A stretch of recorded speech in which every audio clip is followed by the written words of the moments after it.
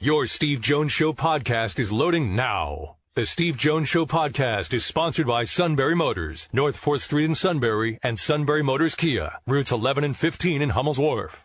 He is one of the best in the business, without question. It's a privilege to have him on with us, Bob Pompeani. Bob, how have you been?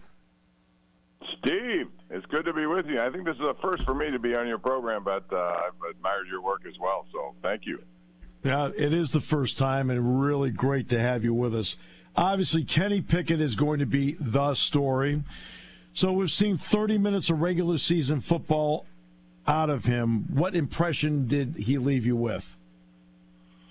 Well, it's not unlike the impression I think that we saw over all these years at Pitt, especially as his career developed. You know, he was smart to go back last year for a fifth year. He was urged to do that by the likes of Peyton Manning and others, and he did it, and he took full advantage of that by improving his game to the point where he went from, I think, a fifth-round pick the year before. That's what people were telling him, into a first-round pick, as it turned out. So I think that was a good move by him, and he developed the kind of things that I think pro teams want. First of all, he's a very competitive kid.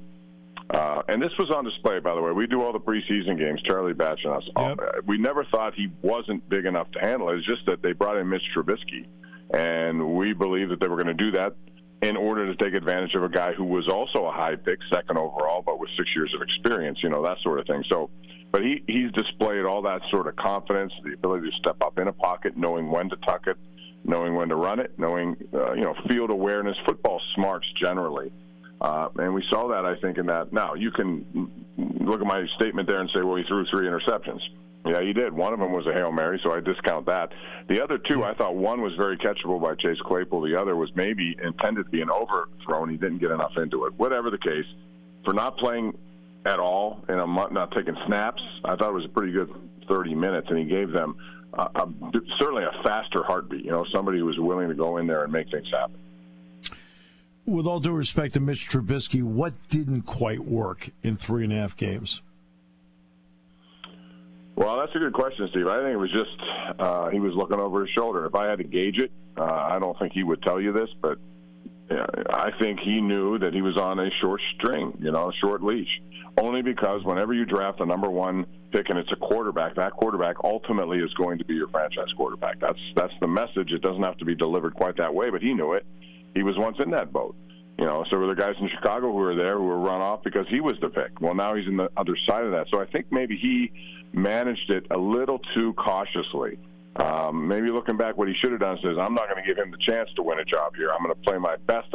And never saw that kind of a aggressive attitude to me. It was more, not wanting to make a mistake. And, of course, coaches appreciate that. But overall, it was just a kind of a flat offense. They hadn't delivered many offensive scores. And he just got to the point where 10-6 at halftime, first quarter, second quarter, no offensive touchdowns again. And, I think it helped, Steve, that they were in Acrisure Stadium and the people were chanting Kenny's name. And Mike Tomlin, despite him saying he doesn't hear that, I'm sure he had to hear that, and he felt the time was right.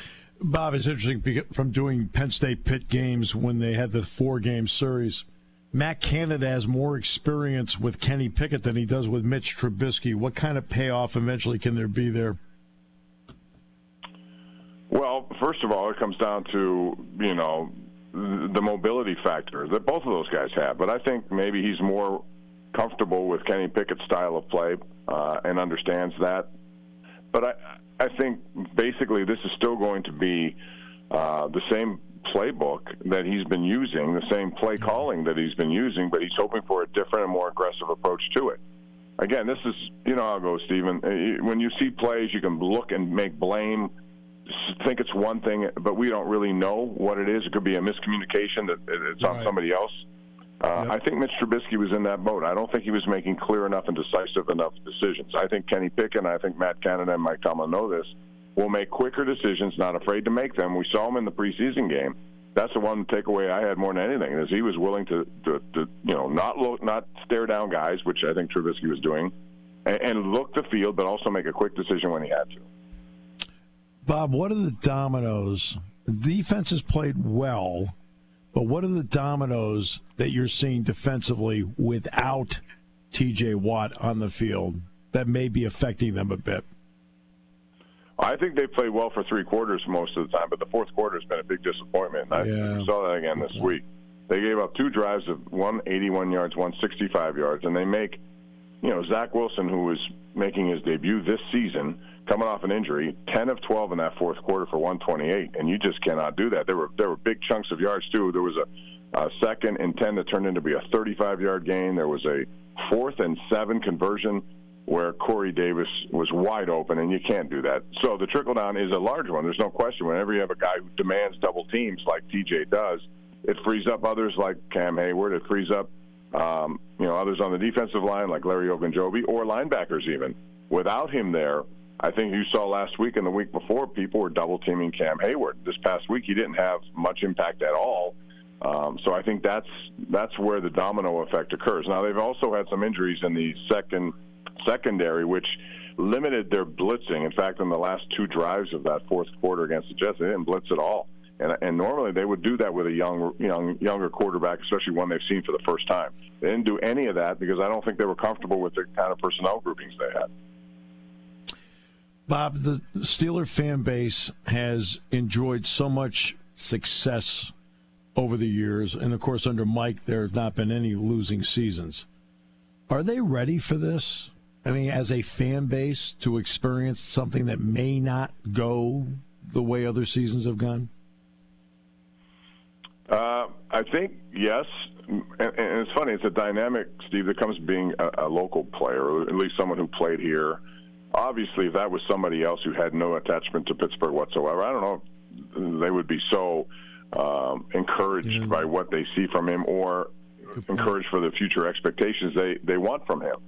But because it's Kenny Pickett, because he played his entire career here at Pitt, I think that gives him an advantage that way. And there'll be a honeymoon period. Don't mistake that.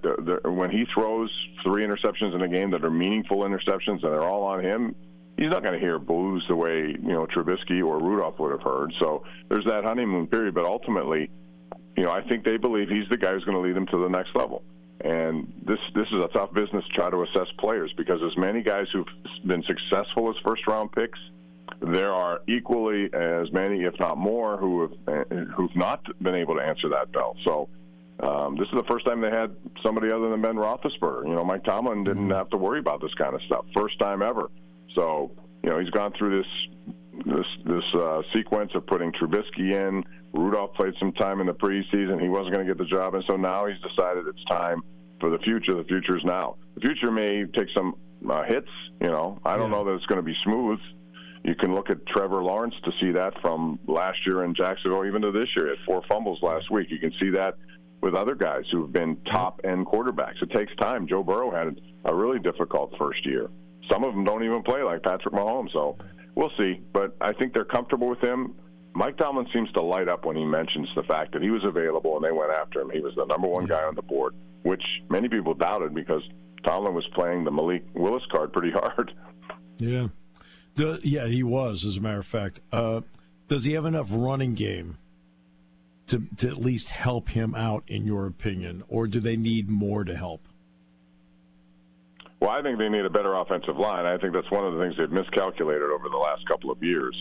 Last year's starting center, Kendrick Green, is now no longer even part of their rotation. He's been inactive in the first 4 weeks. So that's where it starts. Can he run? Sure. He's not a Josh Allen. He's certainly not a Lamar Jackson. He's not any of those guys. But what he is someone who understands that he can use his legs when necessary to extend a play, to go to run for a first down, or more importantly, just to get out of harm's way, to create opportunities, rolling left or right. He's been good about throwing the ball from his right or rolling left and then squaring his shoulders. He does that very well.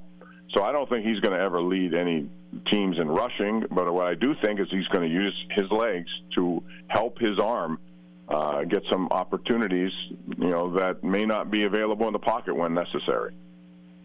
Yeah, Kendrick Green, after watching him at Illinois, I didn't have the easiest feeling in the world. Yeah, I didn't have the easiest feeling about that pick.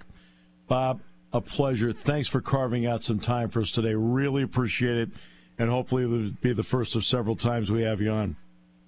Oh, absolutely. For somebody like you call anytime. I'll be happy to be on and give you kind of the Pittsburgh perspective of what's going on. But I'll tell you what, though, this next 4 games ain't going to be easy. You got the Bills this week on the road. Then they have Tampa, and Tom Brady's getting divorced. That's not good.